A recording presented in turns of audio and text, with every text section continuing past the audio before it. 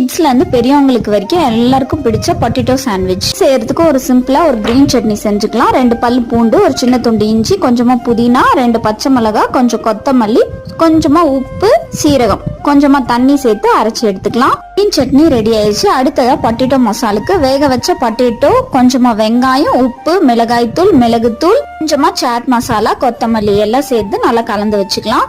இப்ப sandwich bread எடுத்து ஒரு சைடு நல்லா பட்டர் தடவிட்டு அது மேல நம்ம செஞ்ச கிரீன் சட்னியும் நல்லா தடவிக்கலாம். நம்ம செஞ்சு வச்சிருந்த பொட்டேட்டோ மசாலா ஸ்டஃபிங் அதையும் மேல வச்சுட்டு ஒரு பிரெட் ஸ்லைஸ்ல அதே மாதிரி பட்டர் தடவிட்டு தக்காளி சாஸ் சேர்த்துட்டு அப்படியே அந்த பொட்டேட்டோ ஸ்டஃபிங் மேல வச்சுட்டு தவால கொஞ்சமா பட்டர் தடவிட்டு 2 சைடும் சுட்டு எடுத்தோம்னா சூப்பரான பொட்டேட்டோ சாண்ட்விச் ரெடி. இந்த சாண்ட்விச் என்னோட பாப்பாக்கு ரொம்ப பிடிச்ச சாண்ட்விச். பிரேக்ஃபாஸ்ட்டுக்கோ இல்லை ஸ்நாக்ஸ் பாக்ஸ்க்கோ இல்லை ஈவினிங் ஸ்நாக்ஸாக கூட நம்ம செஞ்சு கொடுக்கலாம். ட்ரை பண்ணது இல்லைன்னா கண்டிப்பாக ட்ரை பண்ணி பாருங்கள்.